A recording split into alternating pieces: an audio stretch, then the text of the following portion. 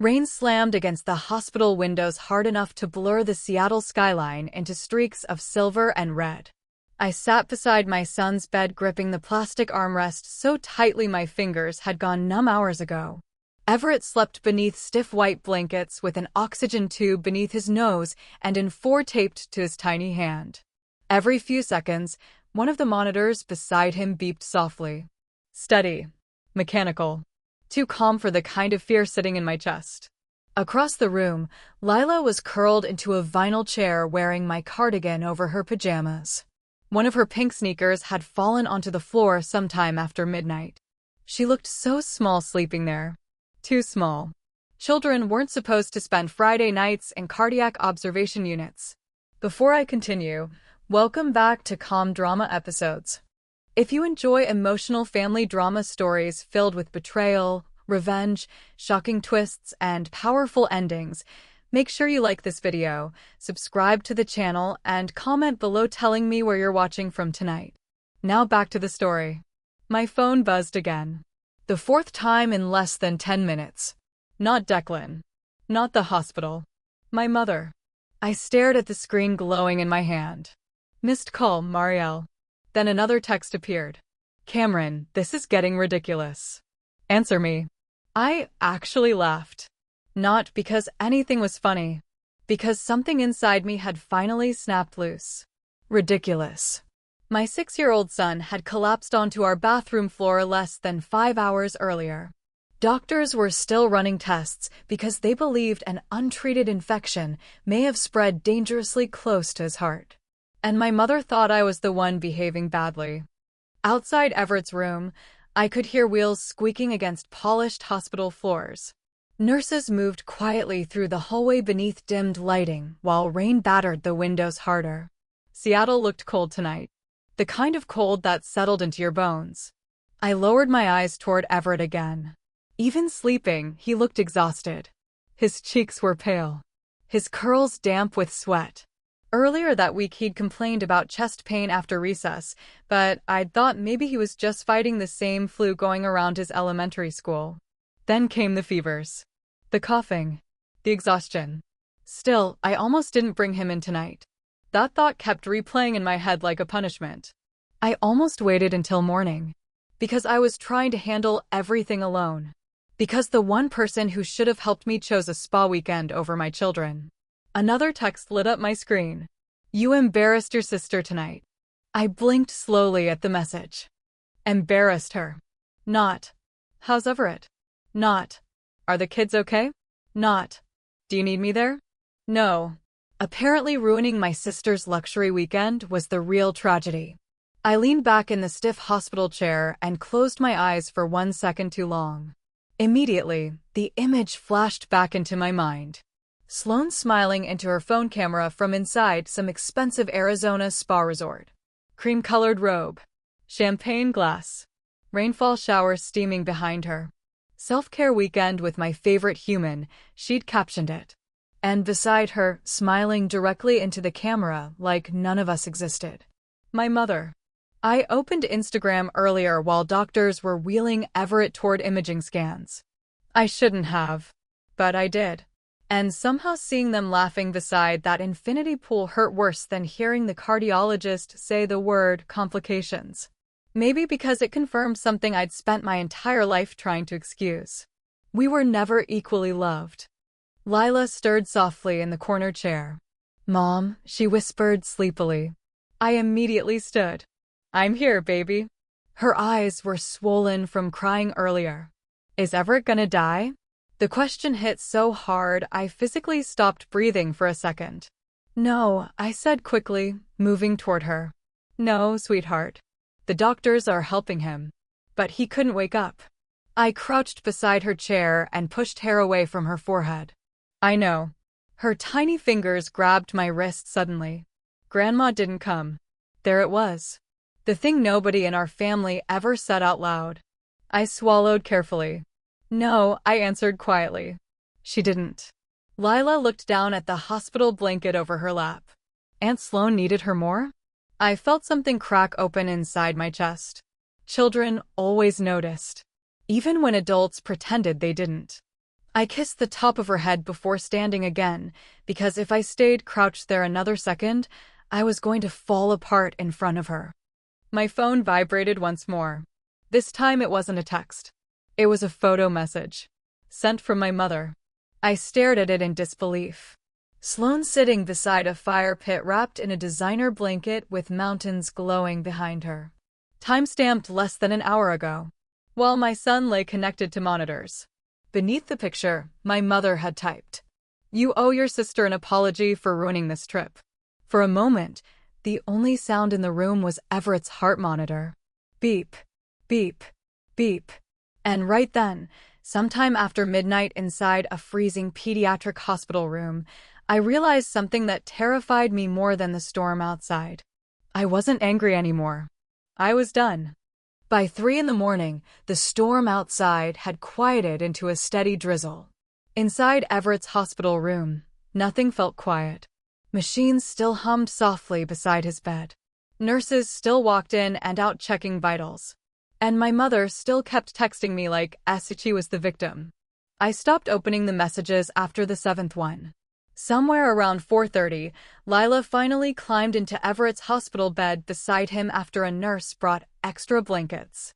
Watching her curl protectively against her little brother nearly destroyed me. Even half asleep, she kept one hand resting on his arm like she was afraid he'd disappear if she let go.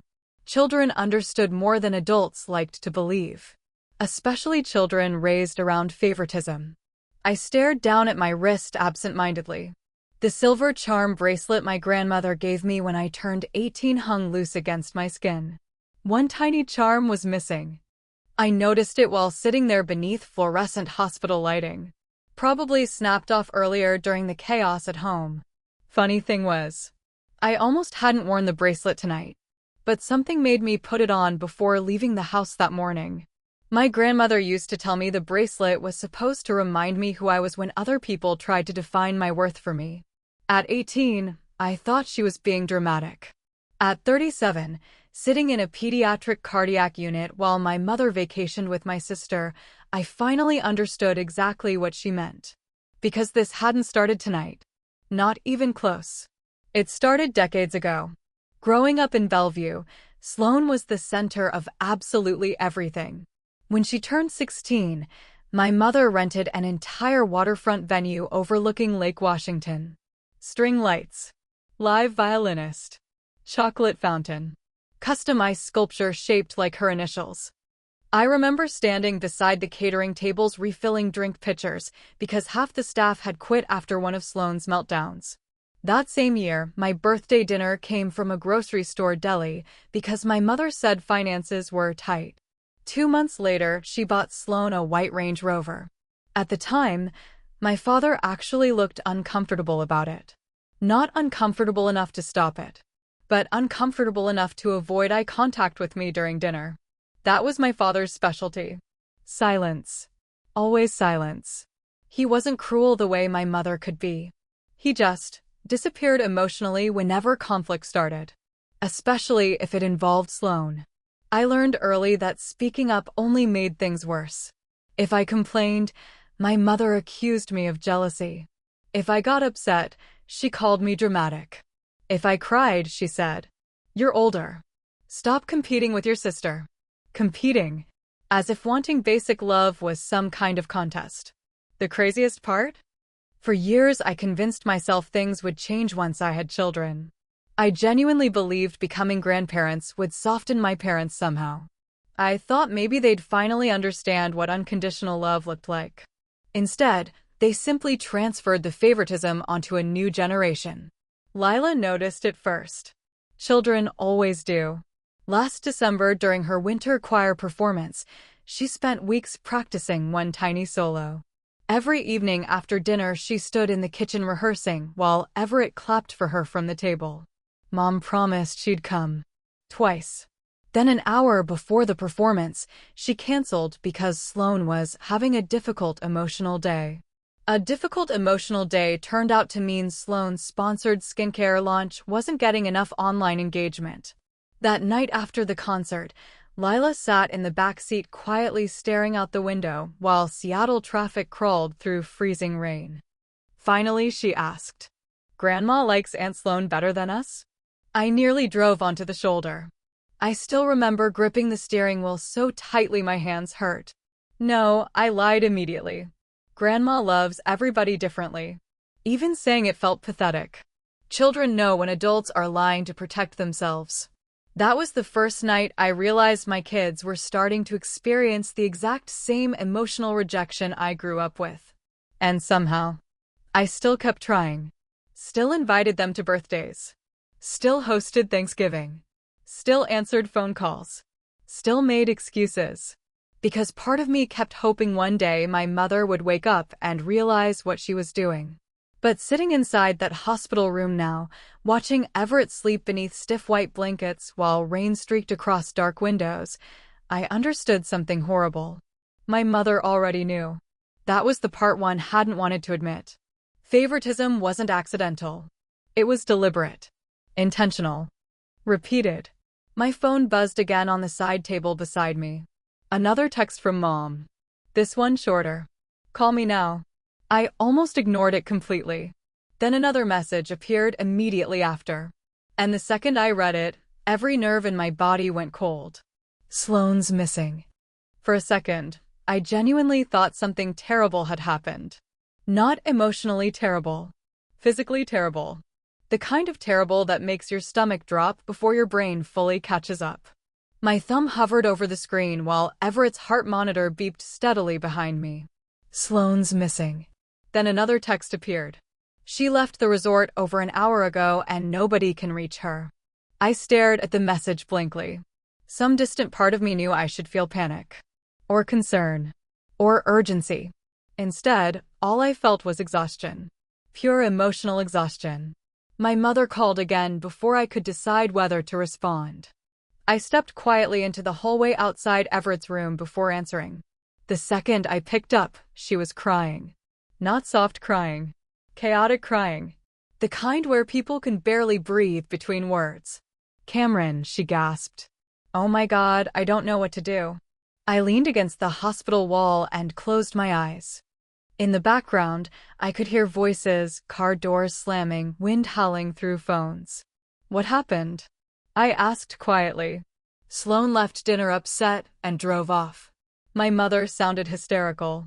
She isn't answering her phone. Dinner upset. Of course. Everything with Sloane was emotional theater. Every inconvenience became catastrophic. Every disagreement became a crisis. Still, something in my mother's voice told me this time might actually be serious. When did she leave? An hour ago. She sniffled loudly. Maybe longer. And nobody went after her? We thought she just needed space. I almost laughed at the absurdity of it. Sloane disappears during a luxury spa retreat and suddenly the world stops turning. Meanwhile, my son nearly died tonight and somehow that had been an inconvenience. The thought came fast. Sharp. Ugly. I immediately hated myself for it. But not enough to stop thinking it. Ivy. My mother always called me Ivy when she was emotional, even though my name was Camryn. It started when I was little because she said Ivy sounded softer. Eventually, I realized softer actually meant easier to control. I need you to help me think, she whispered desperately. The irony nearly knocked the air out of me. All my life, I'd been the daughter expected to solve problems quietly while Sloane created them loudly. And somehow, even now, standing inside a pediatric cardiac ward after the worst night of my life, my mother still instinctively turned to me for stability. Not Sloane. Never Sloane. Because deep down, she knew exactly who could be relied on. That realization settled heavily into my chest. You should call the police, I said calmly. We already did. And? They think her phone died. My mother's breathing shook through the line. There's a storm in Sedona and visibility is awful. Outside Everett's room, a nurse pushed a medication cart past me with quiet, squeaking wheels. The fluorescent lights overhead buzzed faintly. Everything around me felt strangely detached, like I was watching someone else's life happen from underwater.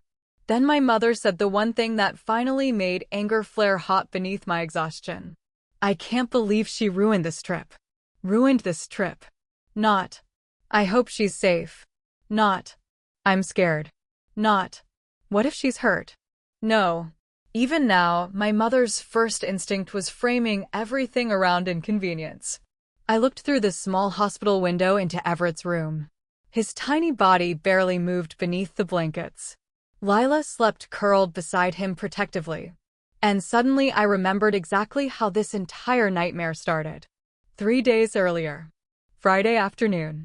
Trader Joe's parking lot. Cold wind blowing grocery receipts across asphalt while Everett coughed in the back seat. I had called my mother because I was drowning. Absolutely drowning. Declan had been sent unexpectedly to San Diego for a cybersecurity conference.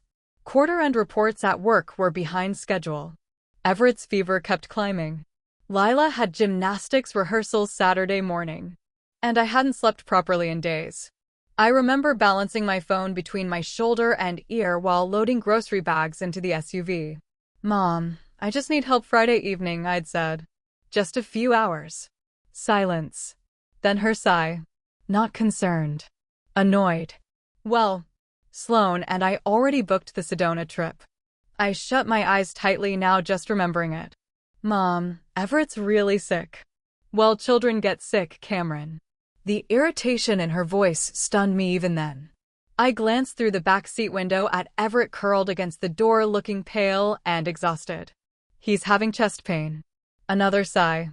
We already paid deposits for the retreat. Retreat. As if sound baths and hot stone massages mattered more than my son breathing comfortably. I'm asking for one night, I whispered. And then came the sentence I couldn't stop replaying in my head now. Your sister deserves one weekend where things are about her. Not once did she ask about Everett. Not once. Back in the hospital hallway, my mother started crying harder through the phone. I just need my girls together right now. My jaw tightened instantly. My girls. That phrase used to fool me when I was younger. Now I understood what it really meant. She wanted emotional labor from me while giving emotional loyalty to Sloan.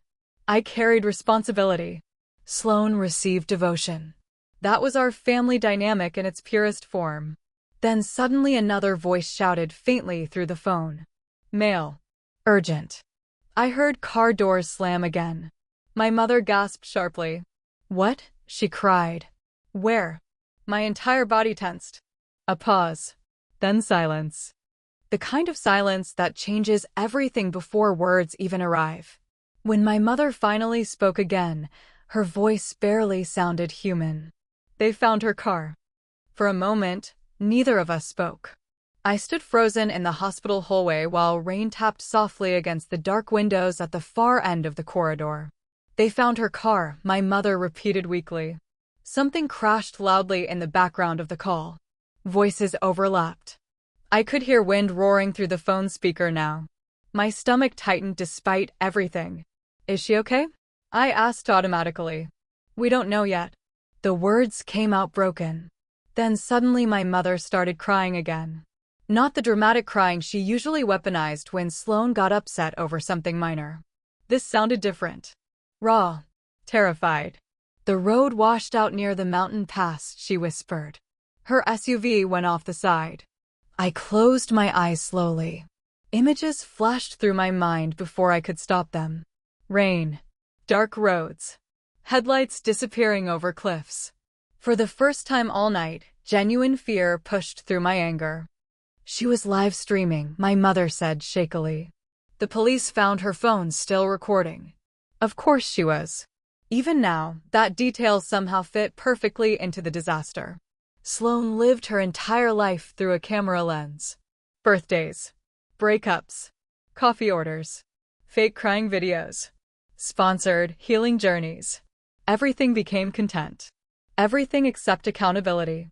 A nurse stepped around me quietly carrying folded blankets while my mother kept talking through sobs. They think she lost control during the storm. I leaned against the wall harder. Part of me wanted to comfort her.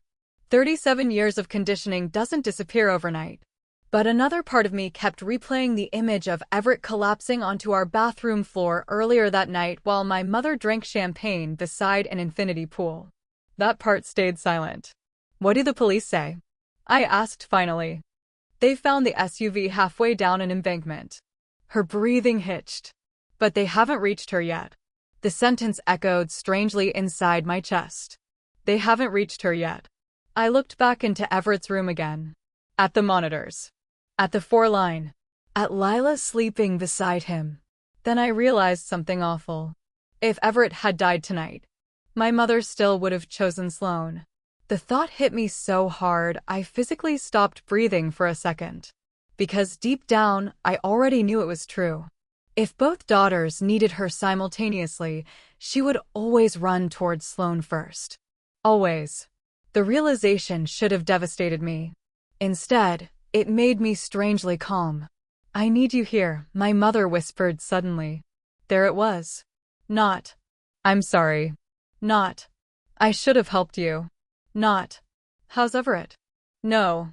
She needed me to emotionally stabilize her. Even now. Even after tonight. I stared blankly at the floor tiles beneath my shoes. White. Glossy. Cold. I can't leave my son, I said quietly. Silence answered me. Then finally. I know that. But she didn't sound like she actually understood. She sounded resentful. As if Everett's hospitalization was still somehow inconveniencing the real family emergency.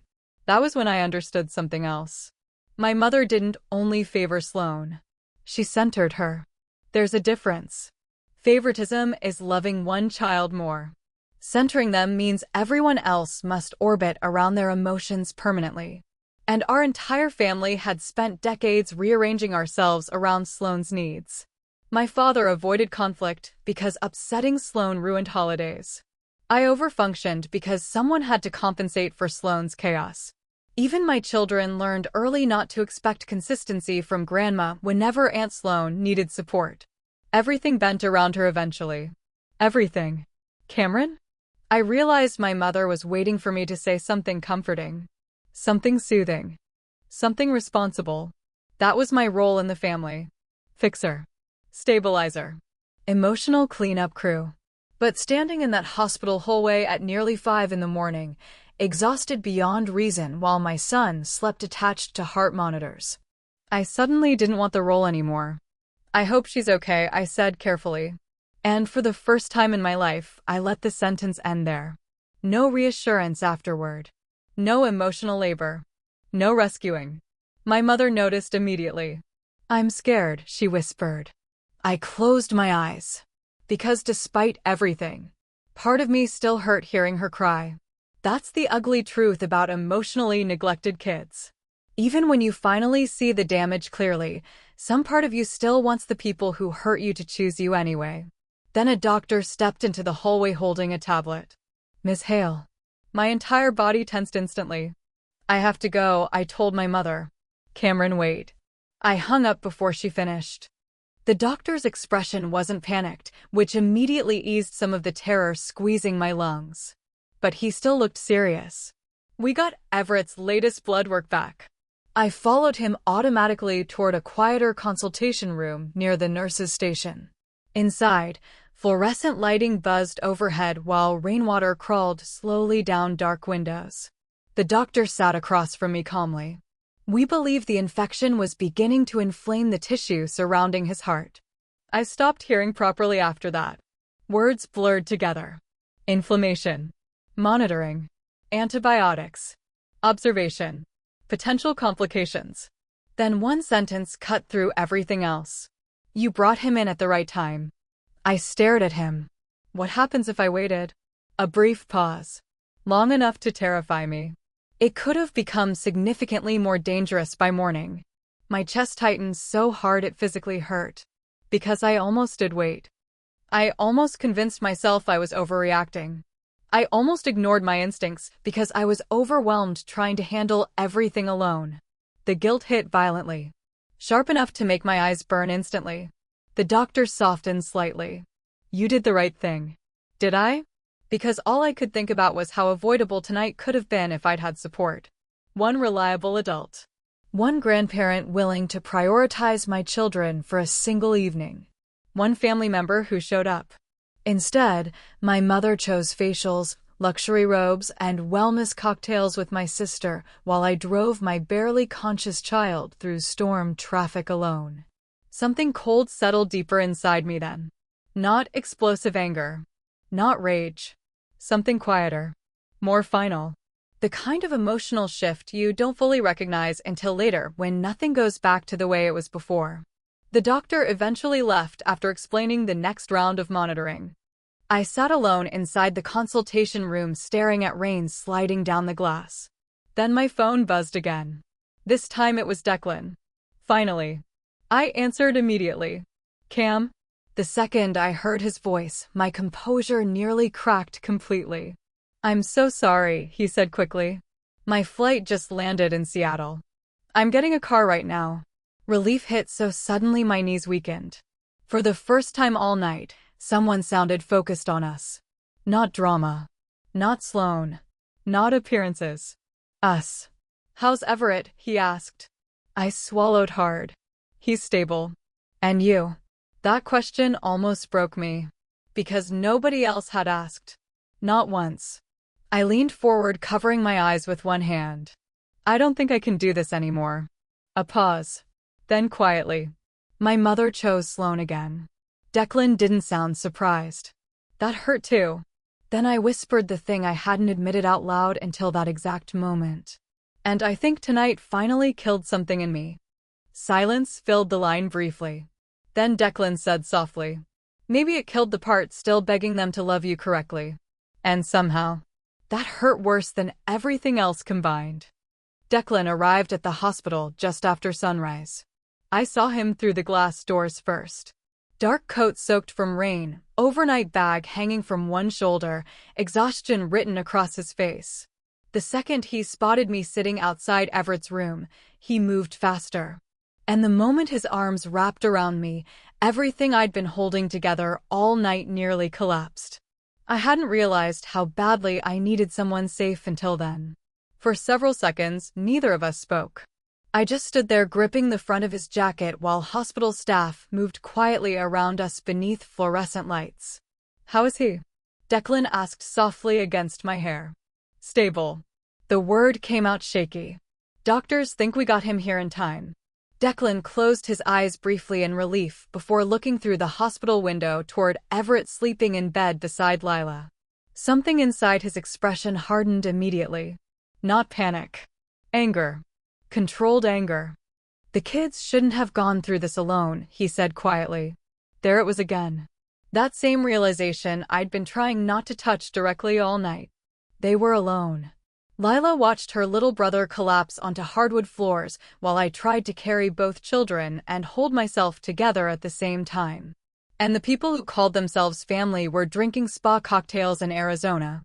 Declan sat beside me a little later in the cafeteria while stale coffee brewed behind the counter and dawn slowly brightened the gray Seattle sky outside. Neither of us touched the food sitting between us. I finally told him everything. The Trader Joe's parking lot call. Mom refusing to help. The Instagram photos. The text demanding I apologize to Sloan. The accident. The midnight phone calls. Everything. Declan listened without interrupting once. That was one of the things I loved most about him. He never rushed to fill silence just because it made him uncomfortable. When I finally finished talking, he leaned back slowly in the chair. Then he asked the question I think I'd spent my entire life avoiding. What exactly are you still protecting them from? I stared at him. Because I knew immediately he wasn't talking about tonight. He meant all of it. The excuses. The forgiveness. The endless emotional labor. The pretending. I looked down at my untouched coffee. I wanted the kids to have grandparents. Declan's expression softened instantly. I know. And maybe, I swallowed carefully. Maybe I kept thinking if I worked hard enough at being understanding, eventually my mother would love me the way she loves Sloan. The honesty of the sentence made my chest ache. Declan didn't deny it. Didn't offer fake reassurance. That somehow made me trust him more. Instead, he reached across the table and gently touched the silver bracelet hanging loosely around my wrist. One tiny charm was still missing. You know what your grandmother used to tell you, he said quietly. I blinked. because I hadn't mentioned that conversation in years. Some people confuse loudness with value. The words echoed sharply inside my head. Sloan demanded attention constantly. Meltdowns. Crisis. Drama. Neediness. And my mother responded to all of it like urgency meant importance. Meanwhile, I handled responsibilities quietly, which meant people assumed I needed less. That realization settled heavily into my chest. Not because it was new, because it suddenly explained my entire life. Then my phone buzzed again against the cafeteria table. Mom. Declan glanced at the screen but said nothing. For once, I didn't rush to answer. The phone stopped, then buzzed again immediately. Then again. 3 calls back to back. Finally, a voicemail notification appeared. I stared at it silently. She's panicking, Declan said carefully. She panics every time Sloan creates chaos. No, he answered quietly. I think she's panicking because you stopped rescuing her emotionally. That landed harder than I expected. Because he was right. My mother wasn't used to me pulling away. I was dependable, predictable, available. No matter how badly she treated me, I always came back carrying emotional duct tape for the family. But this morning felt different. For the first time, distance didn't feel cruel. It felt necessary. I finally opened the voicemail. Mom's voice filled the cafeteria softly.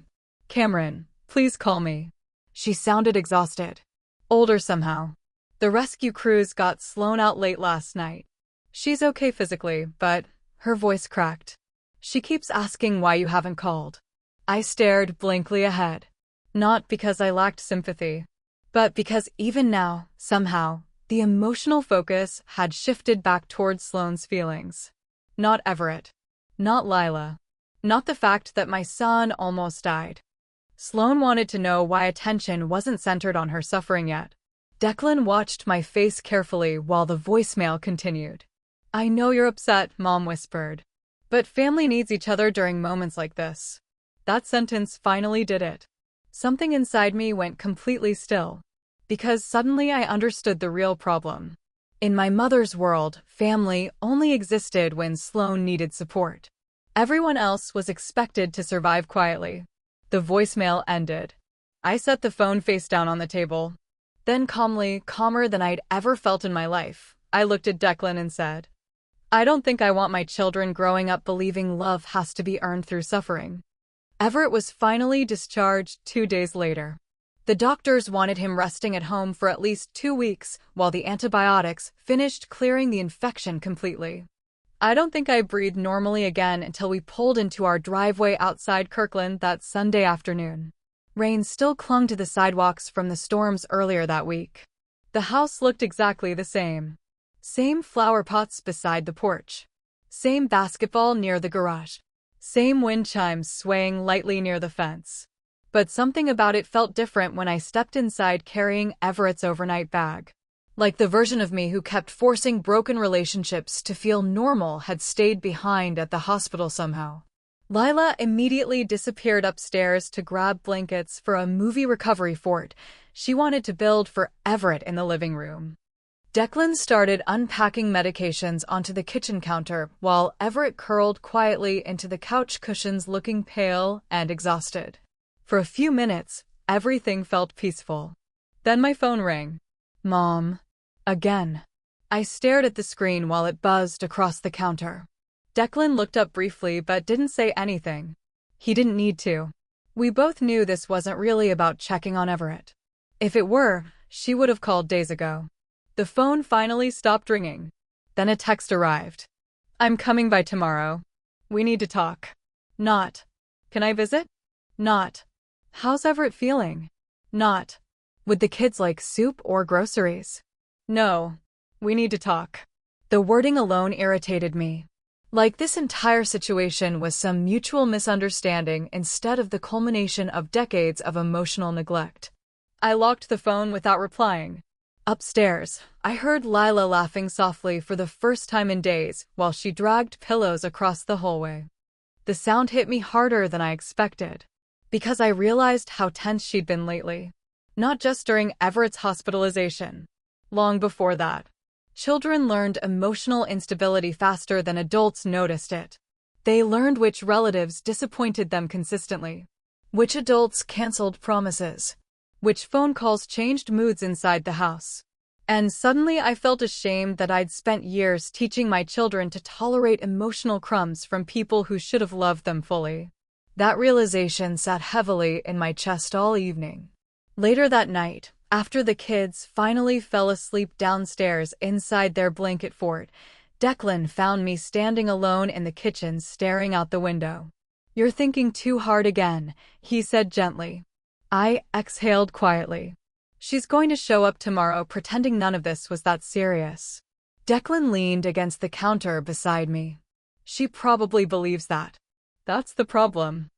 I looked down at my bracelet again, still missing the tiny charm that disappeared the night Everett collapsed. I'd searched the SUV earlier that afternoon but couldn't find it anywhere. Funny how one missing piece could bother me this much. Maybe because it felt symbolic now. A visible reminder that something important had broken. Declan noticed me turning the bracelet slowly around my wrist. "You know your grandmother would hate this," he said quietly. I smiled faintly despite myself. My grandmother Ruth never tolerated emotional manipulation. Not from relatives. Not from anyone. She used to tell me, "People will treat your kindness like an endless resource if you let them." At 16, I thought she sounded cynical. At 37, I thought she sounded accurate. Then Declan said something that made my stomach tighten instantly. "You know what worried me most this week?" I looked up. He hesitated carefully before speaking. "Lila didn't seem surprised your mother didn't come." That one sentence hollowed something out inside me. Because he was right. My daughter hadn't acted shocked. She acted familiar with disappointment. Like grandma choosing Aunt Sloane over them was expected behavior by now. I leaned heavily against the kitchen counter. For years, I told myself maintaining these relationships was protecting the kids. Giving them family. Giving them memories. But what kind of memories was I actually giving them? Broken promises. Favoritism. Conditional love. Emotional inconsistency. The same damage I grew up normalizing. Then my phone buzzed again against the counter. Another text from Mom. This one shorter. "You're hurting your sister deeply." I stared at the message for a long moment. Not once had she acknowledged Everett. Not once. No apology. No accountability. No recognition of what almost happened. Just Sloane's feelings. Always Sloane's feelings. And for the first time in my life, instead of feeling guilt, I felt clarity. Cold. Sharp. Final. Maybe some of you know exactly what that moment feels like. The moment you realize someone was never misunderstanding your pain. They were simply comfortable with it. My mother showed up Tuesday afternoon carrying homemade soup and pretending the universe hadn't shifted beneath our family. I saw her Mercedes pull into the driveway just as Everett finished coloring at the dining table. The second Lila noticed the car through the window, her entire body went still. That reaction alone told me everything I needed to know. Children don't tense up around people who make them feel emotionally safe. "Do we have to answer?" she asked quietly. The question hit harder than it should have. Because when I was 9 years old, nobody ever asked me that. Adults forced children into uncomfortable family dynamics constantly, then acted surprised when those children grew into anxious adults with broken boundaries. I looked toward the driveway again. Mom stepped out carefully wearing oversized sunglasses despite the cloudy weather. Not because of fashion. Because she'd clearly been crying. For a split second, guilt tried creeping back in. Old conditioning. Old survival instincts. Then Everett coughed weakly from the dining table, and the feeling disappeared immediately. I opened the front door before she could ring the bell. Mom forced a smile the second she saw me. "Oh, thank God," she exhaled dramatically. "You finally answered." Not, "How's Everett?" Not, "I'm sorry." Just relief that access to me had reopened. She held up a container of soup like some kind of peace offering. I made Everett chicken noodle. I stepped aside enough for her to enter but didn't hug her. That seemed to throw her immediately. Inside the house, the atmosphere changed instantly. like cold air following someone through an open door. Lila quietly picked up her markers and moved closer to Declan in the kitchen without saying anything. Mom noticed. I watched her notice. But instead of reflecting on why the kids suddenly acted distant around her, she looked hurt by it. That was always the problem with emotionally selfish people. They experienced consequences as cruelty. "Where's my brave boy?" she asked loudly, moving toward Everett. Everett looked at me first before answering. That tiny hesitation nearly broke something inside my chest. "Hi, Grandma," he said softly. Mom crouched beside him dramatically. "Oh, sweetheart," Grandma was so worried. I stared at her. Because no, she wasn't. She spent almost the entire hospitalization talking about Sloane. Even now, I could feel the performance underneath her voice. The need to restore normalcy quickly without acknowledging damage. Declan stayed silent near the kitchen island, watching everything carefully. Mom eventually stood and looked around awkwardly. "I brought coloring books too." "That was thoughtful," I said calmly. She blinked at my tone. Too calm. People who rely on emotional manipulation usually expect either anger or immediate forgiveness. Calm boundaries confuse them. Mom followed me into the kitchen while Declan quietly took the kids upstairs to give Everett his medications. The second we were alone, her expression changed. Relief disappeared. Annoyance replaced it. "I don't understand why you're freezing everyone out." There it was. Straight to herself. Straight to emotional access. I leaned against the counter silently. Mom lowered her voice. "Sloane is devastated by all of this." I almost laughed. Not because it was funny. Because somehow, impossibly, we were still here. Still discussing Sloane's emotional experience after my son nearly died. "She could have died too," Mom whispered defensively. "I know. She's traumatized." "I'm sure she is." The calmness in my voice visibly unsettled her. Because underneath it, there was no surrender anymore. No scrambling to smooth things over. No emotional volunteering. Just distance. Then Mom crossed her arms tightly. "You haven't even called her." And there it was. The real reason she came. Not Everett. Not guilt. Not accountability. Repairing Sloane emotionally remained the family priority. Always. I looked down at the silver bracelet hanging around my wrist. Still incomplete. Still missing the tiny charm from the night everything broke apart. Mom noticed it too. "Your bracelet's broken." I ran my thumb slowly over the empty space where the charm used to be. "Yeah," I answered quietly. "It broke the same night Everett collapsed." Silence settled briefly between us. Then Mom sighed heavily like she was exhausted by my emotions. "Camryn, families go through hard moments." Hard moments. The phrase instantly irritated me. Because hard moments sounded temporary. Accidental. Neutral. Not repeated decades of favoritism. Not emotional abandonment. Not children learning they ranked below spa weekends and influencer crises. I finally looked directly at her. "Do you know what Lila asked me at the hospital?" Mom's expression tightened cautiously. "She asked if Aunt Sloane needed you more than they did." Something flickered across her face then. Not guilt exactly. Recognition. Because deep down, she knew it was true. But instead of apologizing, she defended herself. Sloane was already struggling emotionally before the trip. I stared at her in disbelief. Even now, my son was hooked to cardiac monitors," I said softly. Mom's jaw tightened instantly. "You always make me sound heartless." The sentence landed like ice water. Not, "I'm sorry." Not, "I failed you." Not, "I should have been there." Just discomfort over how her behavior reflected on her. That was when I understood something horrifying. My mother genuinely believed being emotionally needed by Sloane made her a good person, even if everyone else suffered for it. Then footsteps creaked softly overhead. Lila's voice floated faintly from upstairs. "Mom?" Mom turned automatically toward the sound. Hope flashed across her face instantly. Like she expected children to repair the emotional tension adults created. But before she could move toward the stairs, I quietly stepped in front of her path. And for the first time in my entire life, I chose my children before my mother's feelings. The silence after I stepped in front of the staircase felt heavier than screaming would have. My mother stared at me like she genuinely didn't recognize the person standing there. Maybe she didn't. Because for 37 years, I'd been predictable, reasonable, flexible.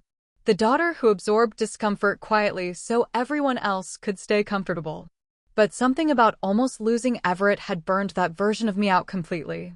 Mom's expression hardened first. "You're being unbelievably cruel right now." There it was again. Not concern for the children. Not accountability. Just outrage that her emotional access to us was changing. Behind me, I could hear faint movement upstairs. Declan helping Everett settle back onto the couch fort. Lila whispering something softly. Normal sounds. Safe sounds. I suddenly realized how desperately I wanted to protect the peace inside this house now. Even from my own family. "I'm not being cruel," I said calmly. "I'm setting boundaries." Mom actually laughed. Short. Disbelieving. "Boundaries." She folded her arms tighter. "Camryn, your sister was in a near-fatal accident. And my son was in cardiac observation." Her jaw tightened instantly. "That's not fair." I stared at her for a long second. Not fair. That phrase almost fascinated me now. Because fairness only seemed to matter when Sloane experienced pain. When I experienced pain, I was dramatic, sensitive, jealous, overreacting. But the second consequences touched Sloane, suddenly everyone demanded compassion and balance. "I asked you for one evening," I said quietly. Mom immediately sighed like she'd heard this too many times already. "You keep repeating that." Because she still didn't understand. Or maybe she refused to. I leaned against the kitchen counter slowly. "No, Mom. I keep repeating it because that was the moment everything became undeniable." She looked away first. That mattered more than she realized. People avoid eye contact when truth corners them emotionally. "You act like I abandoned you," she muttered. I almost laughed again. Act like. As if there weren't decades of evidence stacked behind us already. Birthday dinners. Missed graduations. Canceled performances. Forgotten promises. Every single memory tilted toward Sloane eventually. "You know what the worst part is?" I asked softly. Mom looked back at me cautiously. "I genuinely believed having children would finally make you love me differently." For the first time since arriving, her expression flickered uncertainly. That uncertainty told me she knew exactly what I meant. I continued before she could interrupt. "I thought maybe becoming a grandmother would soften something in you." My throat tightened slightly. "Instead, you taught my kids the exact same lesson you taught me." Mom's face flushed instantly. "That is not true." Lila asked if Aunt Sloane mattered more than they did. "She's a child, Camryn." "Yes," I answered quietly. Which means she noticed without anyone needing to explain it. Silence again. Cold. Heavy. Outside, rain tapped softly against the windows. Seattle skies stayed gray most of the year, but today the clouds felt especially low. Like the entire house was holding its breath. Then my mother said something that finally shattered whatever sympathy I still had left. "You've always been harder to connect with emotionally." The sentence landed so hard my chest physically hurt. Not because it was new. Because it explained everything. I stared at her. Slowly. Carefully. And suddenly memories started rearranging themselves in my head. Every time I stayed quiet to avoid conflict. Every time I handled responsibility without asking for praise. Every time I swallowed hurt instead of demanding attention. My mother interpreted emotional self-control as lack of need. Meanwhile, Sloane exploded constantly, cried loudly, demanded reassurance, created chaos. And Mom mistook dependency for closeness. "You know what Grandma Ruth used to tell me?" I asked quietly. Mom blinked. "What?" Some people confuse loudness with value. Recognition flashed across her face immediately. Because my grandmother saw this dynamic years before I did. Mom looked away again. She judged me unfairly. "No," I answered softly. "She understood you." The tension in the kitchen thickened instantly. Then suddenly headlights flashed across the front windows. Another car pulling into the driveway. Mom frowned slightly. Before either of us moved, the front passenger door opened outside. And my stomach dropped. Sloane. Of course. She climbed carefully out of the SUV wearing oversized sunglasses despite the cloudy afternoon. One arm wrapped in a soft brace. Designer sweatsuit perfectly coordinated despite supposedly surviving a traumatic accident. Even injured, everything about her still looked curated. Intentional. Performative. Mom immediately straightened. I told her not to come inside, she said quickly, which meant she absolutely invited her. I didn't even respond. I simply watched through the window as Sloane approached the house slowly while staring down at her phone. Probably checking comments. Or engagement. Or sympathy messages. Some habits never die. Then she looked up and spotted me watching through the glass. Her expression changed instantly. Not sadness. Not guilt. Annoyance. Like my distance from the family had become deeply inconvenient for her emotionally. That realization settled cold inside my stomach. Mom moved toward the front door quickly. Camryn, please don't start something. I almost smiled at that. Because I hadn't started anything. I was simply refusing to absorb it anymore. The front door opened before I could answer. Sloane stepped inside carefully, bringing cold, damp air with her. For a second, nobody spoke. She looked thinner than usual. Paler. There was a bruise near her jaw partially hidden beneath makeup. But even now, standing in my home days after my son nearly died, her first words were, "You could have called me." I stared at her in disbelief. Not, "How's Everett?" Not, "I'm sorry." Not, "Mom should have stayed." No. She was upset I hadn't emotionally centered her trauma. Something inside me finally went completely still. You live-streamed while driving through a storm, I said calmly. Sloane blinked. Then immediately got defensive. I made one mistake. One mistake. Mom stepped between us instantly. She's been through enough already. There it was. Automatic protection. Reflexive. Permanent. I looked directly at my sister. Everett collapsed on our bathroom floor while you were posting champagne photos from a spa. Sloane folded her arms tightly. I didn't know he was that sick. You didn't ask. Silence. Sharp. Uncomfortable. Then Sloane scoffed quietly. You always make everything sound worse than it is. The sentence hit me like ice water because suddenly I realized something horrifying. That was Mom's voice. Same phrasing. Same dismissal. Same minimization. Sloane inherited it completely. Years of favoritism had shaped her into someone incapable of recognizing other people's emergencies unless they interrupted her own narrative. Then footsteps creaked softly upstairs again. Lila appeared halfway down the staircase holding Everett's stuffed dinosaur. The second she saw Sloane standing inside the kitchen, she froze. Completely froze. That reaction changed the entire room. Because children don't fake instinctive fear. Mom immediately softened her voice. Sweetheart, Aunt Sloane came to visit. Lila didn't move. She just looked at me silently. Waiting. Asking permission without words.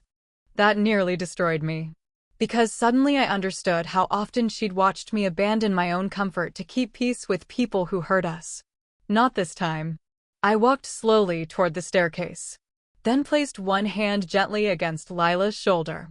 It's okay, I told her softly. You can go back upstairs. Relief crossed her face instantly. Actual relief. And my mother saw it. Saw her granddaughter relax at the idea of leaving the room instead of staying in it with family. For the first time all afternoon, Mom looked genuinely shaken.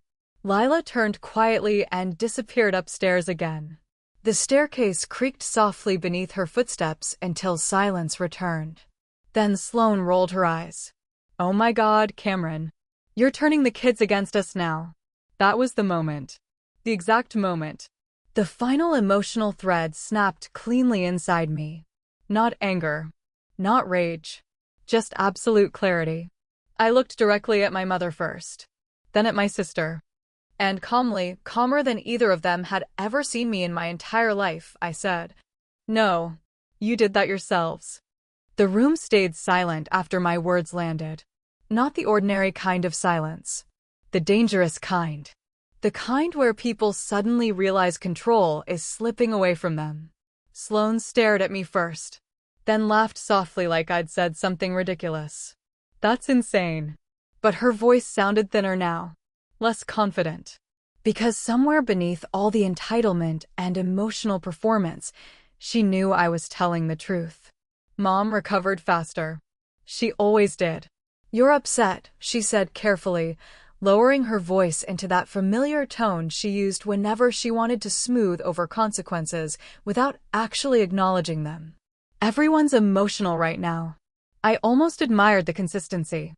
Even now, standing in the wreckage of everything, she still framed this like a misunderstanding instead of a lifetime pattern. "No," I answered quietly. "I'm finally seeing things clearly." Mom's jaw tightened. "That's dramatic." There it was. The word she'd used my entire life anytime my feelings became inconvenient. Dramatic. I remembered hearing it after my high school graduation when she skipped dinner because Sloane had a modeling showcase in Portland. I heard it again when she forgot Lila's birthday recital because Sloane's dog had separation anxiety. And I heard it in the hospital while Everett lay hooked to monitors. Dramatic. Funny how emotional pain always became exaggeration when it belonged to me. Sloane shifted uncomfortably near the doorway. "You're acting like we wanted Everett hurt." I looked at her calmly. "That's the problem. Neither of you understand that not caring enough can still hurt people." Silence again. Outside, rain tapped steadily against the windows while wind rattled softly through the trees lining our street. For once, nobody rushed to fill the quiet. Then Mom crossed her arms tightly. "So what now?" she asked. "You're cutting us out of your life?" The question should have sounded heartbreaking. Instead, it sounded offended. Like boundaries were personal attacks instead of consequences. I looked toward the staircase instinctively. Upstairs, I could hear faint laughter from Lila and Everett drifting through the house. Small. Safe. Healing. That sound mattered more to me than this conversation suddenly. "I'm protecting my children," I said softly. Mom scoffed immediately. "From family?" Yes. That single word visibly shook her. Because for the first time, I said the truth without cushioning it for her comfort. Sloane rolled her eyes dramatically. "Oh, please. Mom loves those kids." I looked directly at her. "Love without reliability damages children." The sentence landed harder than I expected. Probably because it wasn't emotional. It was factual. And facts are difficult to manipulate. Mom's expression shifted slightly then. Not guilt. Fear. Because somewhere deep down, she realized this conversation wasn't temporary. This wasn't another emotional flare-up I'd eventually smooth over by Thanksgiving. Something fundamental had changed. Then she noticed the bracelet again hanging loosely around my wrist. Still incomplete. Still missing its tiny silver charm. "When are you going to fix that thing?" she muttered distractedly. I looked down at it quietly. The empty space no longer bothered me the way it did earlier that week. If anything, it felt honest now. Visible proof that broken things didn't always need pretending. "Maybe I'm not," I answered softly. Mom frowned. "That bracelet was your grandmother's." "I know. She'd hate seeing it damaged." I almost smiled. "No," I said quietly. Grandma Ruth believed damaged things should tell the truth about what happened to them. That finally silenced her completely. Because we both knew Grandma Ruth saw this family clearly long before anyone else admitted it. Then suddenly Sloane grabbed her purse sharply. "Can we go?" she snapped toward Mom. "I'm tired of being blamed for everything." There it was again. Victimhood. Deflection. Emotional escape. Nothing learned. Nothing understood. Mom hesitated. And for one brief second, I saw it. A crack. Tiny, but real. The first flicker of realization that maybe protecting Sloane at all costs had created someone incapable of accountability entirely. But the moment passed quickly. It always did. Mom moved toward the front door beside her anyway. Of course she did. Sloane still came first. Some dynamics survive even truth. At the doorway, Mom paused one final time. Her eyes moved toward the staircase again, toward the sound of her grandchildren upstairs. Then back to me. You're really serious about this? Not a question. A realization. I nodded once. Yes. Something inside her face changed then. Not dramatic. Not explosive. Just quiet recognition. Like she finally understood the daughter she relied on emotionally no longer trusted her enough to stay vulnerable. And somehow, I think losing that frightened her more than almost losing Sloane. Mom opened her mouth like she wanted to say something else. Maybe an apology. Maybe a defense. Maybe nothing meaningful at all. But in the end, she simply turned and walked out into the rain beside my sister. And for the first time in my life, I didn't follow. The house felt lighter after they left. Not happier exactly. Healing doesn't happen that quickly. But lighter. Like something heavy had finally stopped pressing against the walls. Rain continued falling softly outside while evening settled over the neighborhood in slow gray waves. Upstairs, Everett slept curled beneath dinosaur blankets while antibiotics and exhaustion pulled him into deep sleep. Lila stayed beside him reading quietly with one small lamp glowing near the bed. Every so often, I heard her whisper dramatically while reading dialogue out loud to make him laugh even in his sleep. The sound warmed something inside me that had been cold for years. Declan found me standing alone on the back patio later that night wrapped in one of his hoodies. The air smelled like wet cedar and rain. For a while, neither of us spoke. Seattle nights had a way of making silence feel thoughtful instead of uncomfortable. Finally, he stepped beside me and handed over a mug of tea. You okay? I looked out toward the dark fence line, then laughed softly under my breath. I honestly don't know yet. That was the truth. People talk about boundaries like they instantly feel empowering. Sometimes they do. Sometimes they feel like grief first. Because even when relationships are unhealthy, letting go of hope still hurts. Especially hope you carried since childhood. Declan leaned against the railing beside me quietly. You did the right thing. I nodded slowly. For once, I actually believed it. Inside the house, warm light glowed through the kitchen windows. Safe. Calm. No tension. No emotional landmines waiting to explode if Sloane felt ignored. No scrambling to keep peace at my own expense. Just home. And suddenly I realized something strange. The silence no longer felt lonely. It felt peaceful. My phone buzzed once inside my hoodie pocket. Mom. I stared at the screen for several seconds. Then opened the message. I never meant to hurt you. Simple. No defensiveness. No mention of Sloane. No accusations. Just one sentence. For a moment, emotion tightened unexpectedly in my throat. Not because everything was fixed. It wasn't. Some damage changes relationships permanently. But for the first time in my life, my mother's words sounded less like manipulation and more like realization. Maybe losing emotional access to me finally forced her to see what everyone else had ignored for years. Or maybe not. Some people only understand consequences when they become personal. Either way, I didn't reply immediately. That mattered. Because my entire life, I rushed to comfort people before I ever processed my own pain. Not anymore. I slipped the phone back into my pocket, then absent-mindedly touched the silver bracelet still hanging loosely around my wrist. Broken. Incomplete. Honest. Earlier that afternoon, Lila asked why I didn't replace the missing charm yet. I almost told her I would eventually. Instead, I surprised myself by saying, maybe it's supposed to stay this way. Because not everything broken needs hiding. Some things survive damaged and still remain valuable. Maybe people do too. A few minutes later, Everett's sleepy voice drifted faintly through the open patio door. Mom? I immediately turned toward the house. And without hesitation, I chose the people already choosing me back. Inside, the living room glowed warmly beneath soft lamplight and scattered blankets. Lila smiled sleepily from the couch while Everett held out his arms for another hug. And as rain tapped gently against the windows once more, I realized something my mother spent decades accidentally teaching me. Love is not proven by how much pain you can endure for someone. Real love feels safe, steady, returned. And for the first time in my life, that was finally enough. And maybe that's the hardest lesson some families ever teach us. That love should never feel like something you have to beg for. If this story touched you in any way, let me know in the comments. Have you ever had to finally choose your own peace over people who kept hurting you?